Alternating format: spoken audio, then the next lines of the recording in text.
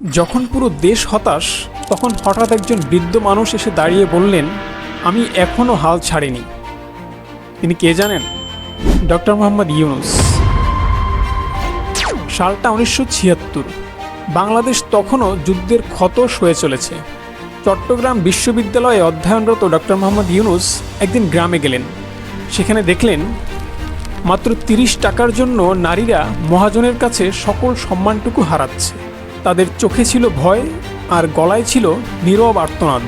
তিনি ভাবলেন, ঋণ যদি নারীর সম্মান কেড়ে নিতে পারে, তাহলে এই ঋণ দিয়েই আমি সম্মান ফিরিয়ে আনব। শুরু করলেন মাত্র 856 টাকা আর 42 জন মানুষ নিয়ে। এভাবেই জন্ম নিল ক্ষুদ্র ঋণ, যা একটি বিপ্লব। তিনি গড়ে তুললেন গ্রামীণ ব্যাংক এবং 2006 সালে তিনি জয় করলেন শান্তিতে নোবেল পুরস্কার। গল্পটা এখানেই শেষ হয়নি। আজ বাংলাদেশ যখন আবার অস্থির, যখন নেতৃত্বের সংকটে মানুষ আস্থা হারাচ্ছে, তখনও 80 বছরের এই বৃদ্ধ মানুষটা বলছেন, আমি ভয় পাই না, বাংলাদেশকে আবারও জেগে উঠতে হবে এবং আমি তরুণদের নিয়েই জেগে উঠব।